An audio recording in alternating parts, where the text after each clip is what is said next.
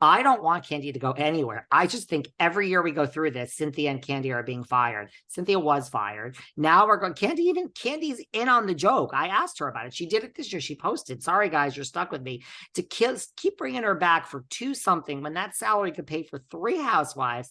And right, she has this show that fails, and now she has this other show. I love you, Candy, but do you know something about Andy how are you blackmailing Andy?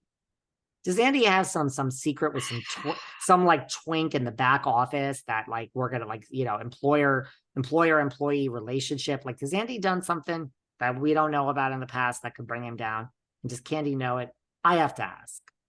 Gotta ask. That's an interesting question. I feel like she's trying to pull a Mauricio, like trying to do something to maybe that sticks, that's still television, but off of RHOA. Maybe it'll be Escape. Like I said, I don't know. To me, the whole Escape reality show is 5 years too late. But who knows? Maybe they're writing a song for, I think they teamed up like at one point, right? With like Backstreet Boys or New Kids on the Block, or, I don't know. Maybe that will be interesting. I don't know. And I think, guys, reality is hot. Reality shows are hot, but I think at this point, you got to do something different, which is why Selling Sunset, why Bling Empire have developed these followings and done so well, because they were just, they're different. And I feel like Candy and the Gang it was just like Housewives, but with Candy and the Gang. And, we've seen it all Vanderpump Rules 2.0. And yeah, we've seen it all before. And Todd tries to, go around. And by the way, yeah, we'll spend a minute on this because apparently everyone just wants to talk Bravo. But this season, two things. This season of American Horror Story NYC was the most brilliant thing I've ever seen in my life. Oh. And 2, the thing about Pam on Hulu with Renee Zellweger, unbelievable. So if anyone wants like an actual 2 shows to watch, I don't even know where to begin. My friend was over like a week ago. She's like, oh, my sister, like, but I'm like, listen, I am not watching a fucking scripted show. I don't got time for this. Really? We put on this fucking 2 minutes of this Renee Zellweger thing. By the end of the first episode, I'm like, I don't even understand what I'm watching. I'm speechless. We watched like the whole fucking thing. Like, I think it was 6 episodes. It's a real story of this woman that like killed somebody for money. I mean, like, we're not talking. I listened to the podcast. No. Renee Zellweger should be given every award possible. And I'm not such a big Renee Zellweger fan. This was phenomenal. Go and watch it. Honestly. Okay. Just the thing about Pam and American Horror Story.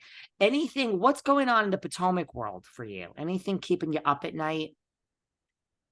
No, I mean, there's a lot of controversy with these latest episodes. I'm not up to speed on RHOP as we speak. You'll get up to speed and we'll talk. Yeah. The only thing I will say, I did read the story this week about Chris Bassett, if he's going to sue. Yes. What did he say? No, he said they're not the litigious type. He and Candy Gal. And look, they know it's good for business, even though, and to me, again, Michael Darby, who also deserves to be reality, man of the year. All of Michael's allegations, a lot of them turned out to be true. So it was, although I guess Ashley denies that. And, the whole grabbing of the camera guy's butt, the Bravo camera guy, I mean, they did settle, I think, out of court, like no charges, the charges were dropped. But I mean, that was real, right? Like in the fact that the camera guy. Yeah. Okay. So Michael's stuff is believable, right? And we've seen the picture. He was caught at the MGM Hotel in Maryland with a woman, in the room. And we have our guy, that's our listener, Troy Forkey, who, I mean, who got up at BravoCon. Robin said on Watch What Happens, he was thirsty. I mean, Troy, I know Troy. He swears that it's like, why would I lie about sleeping with Michael Darby? I'm I get Chris is not going to sue Giselle. To me, we've jumped the shark a little bit. It's just so unbelievable with the Chris stuff. No, he's not going to sue her for saying that he made her feel uncomfortable. Let me tell you something. Now, back in the day, the first season of this whole Housewives experience, Yes. RHOC season 1, the OG of the OG, Miss Joe De La Rosa. She's been on this podcast many times. Remember Joe and Slade? Yes. Yes. Oh my God. Yes. They were iconic together back then. Yes. We had Joe on a few times. Then when they broke up, there was a show called Date My Ex. And Joe was being fixed up with all these suitors. It's on Bravo, and Slade was on it as they're like, I'm going to give you guys advice on how to date Joe. Yeah. Go and Google it. Fabulous idea. Let me tell you something. Bravo, scrap the next season of Vanderpump, which is coming out. You already scrapped Candy and the Gang. Scrap it all. This new thing that's coming out about these couples going to the remote. Let me tell you something, and I'm not even going to charge you for this. We're going to have Date My Ex Part 2. Part 2, Sarah. And we are going to have the one, the only Michael Darby. Now he is going to go on dates. And by the way, all these bros, this was like Bachelor style. All these bros that were dating Joe lived in a house. We are going to have people living in a house. And guess what? There are going to be women. There are going to be men. There are going to be more women, and there are going to be more men. And Michael Darby is going to go on dates with men and women, gay guys and straight women. And he is, maybe some will be bi. And he is good. And guess what?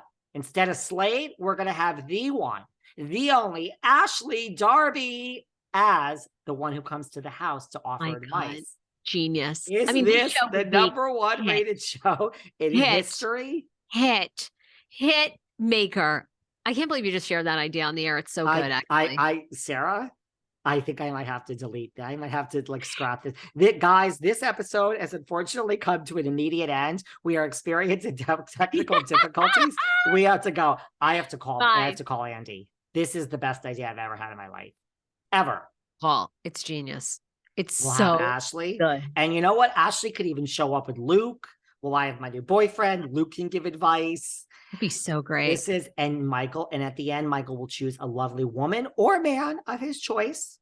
And they will, right? And guess what? If the ratings are that good, we'll have season 2. Michael maybe will turn around and help Ashley with his new girlfriend or boyfriend, because she'll be broken up with Luke by that point. I just gave you and then the 3rd season could maybe be about Michael opening a new restaurant. And maybe that could be the new Vanderpump Rules. Boom. 3 seasons, guys. I think you should delete this. I have to burn this episode, right? Yes, you do. Because that's actually a genius idea. Could you imagine the hotties that would, men and women that would be there just trying to get something? And Michael would be all over them, making out, trying to invite them back to the fantasy suite. This shit would get down low. It would be so good. Oh my God. I love it. I can't believe I just thought of that. Genius, you're a producer. God, I'm in the wrong business, guys. All right. I'm in the wrong business. Anything else, Sarah, before we go? No, I think we covered it all. It's always a pleasure with you. People are going to follow you. It's the holidays. They're going to love the Sarah Fraser show. They'll give some love to Behind the Velvet Rope afterwards, too. A lot. Everybody loves Behind the Velvet Rope. No, everybody loves you, Sarah. Everybody loves you. Wrong. You make an honest woman out of me. Oh my God. I love you so much, my friend. You're amazing. We'll talk soon. I'll speak to you later. Bye.